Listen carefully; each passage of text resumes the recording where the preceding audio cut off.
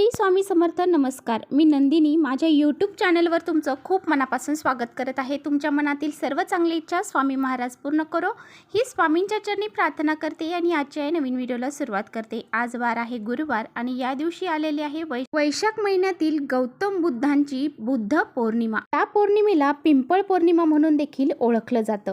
वैशाख महिन्यातील बुद्ध पौर्णिमेला बुद्धांचा जन्म झाला होता.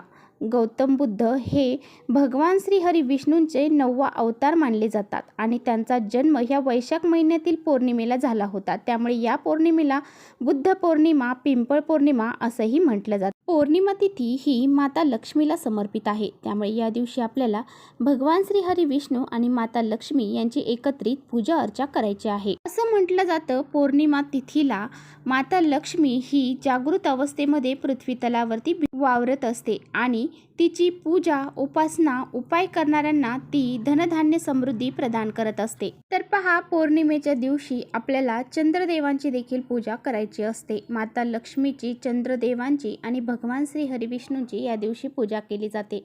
पौर्णिमेच्या दिवशी चंद्र हा लख प्रकाशमय असतो आणि या दिवशी त्या प्रकाशमय वातावरणामध्ये आपल्याला सकारात्मक वातावरण हे निर्माण होत असते. त्यामुळे थोडे वेळ का होईना, 15 मिनिटं 20 मिनिटं का होईना, आपल्याला या दिवशी चंद्रप्रकाशात थोडा वेळ राहायचं आहे. यामुळे आपल्याला काही दोष लागलेले असतील तर ते, चंद्रदोष लागलेले असतील तर ते दूर होऊन जातील. त्याचबरोबर या दिवशी काही उपाय देखील केले जातात. आजच्या व्हिडिओमध्ये मी तुम्हाला असा एक प्रभावशाली उपाय सांगणार आहे. संध्याकाळी कापूरसोबत आपल्याला ही एक वस्तू जाळायची आहे. ही वस्तू जर आपण कापूरसोबत जाळली तर घरातील इडापिडा, वाईट शक्ती, अडचणी, नकारात्मकता, दारिद्र्य हे सर्व नष्ट होऊन जाईल आणि आपल्या घराची, मुलांची, पतीची खूप सारी प्रगती होईल. 7 पिढ्यांचं दारिद्र्य आपलं नष्ट होऊन जाईल. असा हा अत्यंत प्रभावशाली उपाय कसा करायचा आहे याबद्दलच आजच्या व्हिडिओमध्ये आपण जाणून घेणार आहोत. त्यामुळे व्हिडिओ कुठेही स्किप न करता शेवटपर्यंत नक्की बघा, जेणेकरून तुमच्यापर्यंत योग्य ती माहिती पोहोचेल. आपल्या चॅनलवर जर नवीन असाल तर चॅनलला लगेच सबस्क्राईब करा. असेच माहितीपूर्ण व्हिडिओ पाहण्यासाठी बेल आयकॉनलाही प्रेस करा, म्हणजे मी जेव्हा नवीन व्हिडिओ अपलोड करेन त्याचं नोटिफिकेशन सर्वात अगोदर तुम्हाला भेटेल आणि तुम्ही एकही व्हिडिओ मिस करणार नाही.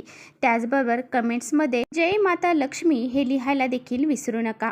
या व्हिडिओमध्ये मी तुम्हाला अतिशय प्रभावशाली 3 असे उपाय सांगणार आहे. हे 3ही उपाय तुम्हाला आज संध्याकाळी करायचे आहेत किंवा तुम्हाला या तिन्हीपैकी जो उपाय सोपा वाटेल, जो तुम्हाला करणं शक्य होईल तो तुम्ही करावा. तर पहा, आज वैशाख महिन्यातील ही बुद्ध पौर्णिमा आहे आणि ह्या पौर्णिमेला खूप शुभ योग हे जुळून आलेले आहेत. जसं की सर्वार्थ सिद्धी योग, गजलक्ष्मी योग, म्हणूनच असे अनेक योग या दिवशी जुळून आलेले आहेत आणि या योगावर जर आपण असे काही उपाय जर घरामध्ये केले तर माता लक्ष्मी आपल्यावरती नक्कीच प्रसन्न होईल आणि आपले जे उपाय आहेत तर ते 100% आपल्याला फळ प्राप्त करून देतील. हा उपाय जो आहे तर तो आपल्याला संध्याकाळी 6 नंतर करायचा आहे. संध्याकाळी 6 नंतर रात्री 12 पर्यंत तुम्ही हा उपाय कधीही करू शकता. हा उपाय जर आपण संध्याकाळी आज केला तर आपल्या घरामध्ये काही अडचणी असतील, काही नकारात्मकता असतील, काही भांडणं, वादविवाद जर आपल्या घरामध्ये सतत होत असतील तर ते दूर होऊन जातील. आपल्या घरातील इडापिडा, वाईट शक्ती,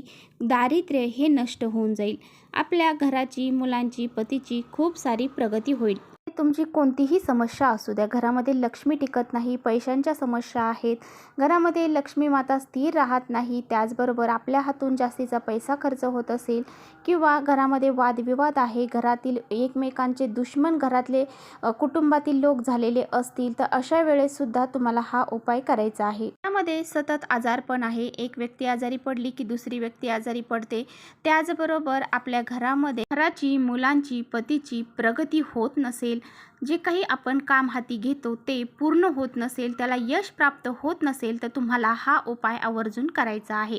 तर पहा, हा उपाय करण्यासाठी आपल्याला लागणार आहे, घरामध्ये कापूर जाळल्याने घरातील जे वातावरण आहे ते सकारात्मक होते आणि घरातील जी नकारात्मकता आहे तर ती नष्ट होऊन जाते. हा उपाय करण्यासाठी आपल्याला एक मातीची पंती लागणार आहे किंवा मग तुमच्याकडे कापूर जाळायचं भांडं असेल ते घेतलं तरी चालेल. तर त्यामध्ये मुठभर आपल्याला तांदूळ टाकायचे आहेत. त्यानंतर त्यावरती आपल्याला 5 कापराच्या वड्या ठेवायच्या आहे। भीमसेनी कापूर जर तुम्ही वापरत असाल तर भीमसेनी कापूरच वापरा।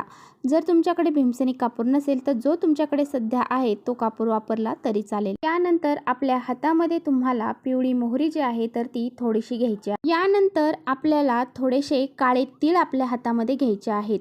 पिवळी मोहरी, काळे तीळ आपल्या हातामध्ये घ्यायचे आहेत आणि 2 लवंग आणि 2 वेलची ह्या देखील आपल्याला हातामध्ये घ्यायच्या आहेत। या वस्तू घेऊन तुम्हाला तुमच्या घरामध्ये जी लहान मुलं आहेत तर त्या लहान मुलांवरून डोक्यापासून तर खाली पायापर्यंत 7 वेळा उतरवून घ्यायच्या आहेत। कारण पहा, घरामध्ये लहान मुलं असतात त्यांना थोडीफार का होईना नजरही लागली जाते। बाहेरच्यांची नाही लागली तर घरातल्यांची देखील नजर ही लागली जाते। त्यामुळे आपल्याला प्रत्येक पौर्णिमा अमावस्येला असा हा उपाय मुलांसाठी करायचा आहे। मुलांवरून ह्या वस्तू उतरवून घ्यायच्या आहेत। घरामध्ये एखादी आजारी व्यक्ती असेल, बाधित व्यक्ती असेल, तिच्यावरून देखील तुम्हाला हे वस्तू जे आहे तर त्या 7 वेळा उतरवून घ्यायच्या आहेत। एखादी व्यक्ती विनाकारण चिडचिड करत आहे, सारखी आजारी देखील पडत आहे किंवा खूप हट्टीपणा करत आहे, तर अशा व्यक्तीवरून सुद्धा तुम्हाला ह्या वस्तू 7 वेळा उतरवून घ्यायच्या आहेत आणि त्या कापरावरती टाकायच्या आहेत। त्यानंतर हा कापूर जो आहे तर तो आपल्याला देवघरापाशी बसून प्रज्वलित करायचा आहे। नंतर जे काही तेजपत्ता आहे म्हणजेच तमालपत्र, आपण जे मसाल्याचं पदार्थामध्ये जे पान असतं पहा, ते पान म्हणजे तेजपत्ता, ते तेजपत्ता तुम्हाला यावरती जाळायचा आहे। त्याचबरोबर थोडंसं गाईचं गावरान तूप आपल्याला यावरती घालायचं आहे आणि ह्या वस्तू प्रज्वलित करून देवघरामध्ये हे थोड्या वेळ ठेवायचं आहे। त्यानंतर हे भांडं घेऊन तुम्हाला पूर्ण घरभर फिरायचं आहे। भांडं घरामध्ये फिरवत असताना श्रीराम जय राम जय जय राम, श्रीराम जय राम जय जय राम या मंत्राचा जप करत हे भांडं तुम्हाला फिरवायचं आहे। यानंतर तुम्हाला हे भांडं घेऊन मुख्य दरवाजात जायचं आहे। मुख्य दरवाजावरती गेल्याच्या नंतर तिथे तुम्हाला हे भांडं थोड्या वेळासाठी तिथेच ठेवायचं आहे। हा उपाय करत असताना घराच्या खिडक्या, दरवाजे तुम्हाला उघडे करायचे आहेत, म्हणजे घरातील जी नकारात्मकता आहे तर ती घराच्या बाहेर जाईल आणि घरामध्ये सकारात्मक वातावरण निर्माण होईल। त्यामुळे असा हा उपाय तुम्हाला करायचा आहे। उंबरठ्यावरती ते भांडं जोपर्यंत जळत आहे तोपर्यंत जळू द्यायचं आहे। काही वस्तू आपण यामध्ये वापरलेल्या आहेत तर त्या सर्व वस्तू घरातील नकारात्मकता, वाईट शक्ती दूर करण्यासाठी वापरल्या जातात। घरातील इडापिडा, वाईट शक्ती, दारिद्र्य, अडचणी या दूर करण्यासाठी त्या वस्तू वापरल्या जातात। त्यामुळे आपण ह्या वस्तू यूज करत असतो। तर पहा, या भांडं तुमचं जेव्हा शांत होईल, शांत झाल्यानंतर त्या भांड्यातील ज्या वस्तू आहेत अर्धवट जळाल्या असतील तरी सुद्धा तुम्हाला त्या काढून घ्यायच्या आहेत आणि तुम्हाला एखाद्या मोठ्या झाडाखाली नेऊन टाकून द्यायच्या आहेत। हा एक उपाय तुम्हाला आज संध्याकाळी आवर्जून करायचा आहे। हा उपाय तर तुम्हाला प्रत्येकालाच करायचा आहे। त्यानंतरचा पुढचा उपाय जो आहे तर तो तुमच्या नवरा बायकोमध्ये सतत भांडण होत आहे, सतत वाद होत असेल, एकमेकांशी पटत नसेल तर तुम्हाला काय करायचं आहे? तर 2 कापडाच्या वड्या घ्यायच्या आहेत, 2 लवंगा घ्यायच्या आहेत आणि ह्या दोन्ही वस्तू मातीच्या पंतीमध्ये टाकून तुम्हाला तुमच्या देवघरापाशी प्रज्वलित करून तुमच्या देवीची, जी माता लक्ष्मीची आरती जी आहे तर ती जी आरती तुम्हाला येते ती आरती तुम्हाला करायची आहे। ही आरती ओवाळत असताना दोघांनी जोडीने ही आरती ओवाळायची आहे आणि आरती आपल्याला म्हणायची देखील आहे। तिसऱ्या व्यक्तीने ह्या आरतीमध्ये सामील व्हायचं नाही। आरती झाल्यानंतर तुम्ही माता लक्ष्मीकडे हात जोडून सुखी संसाराचा आशीर्वाद मागायचा आहे।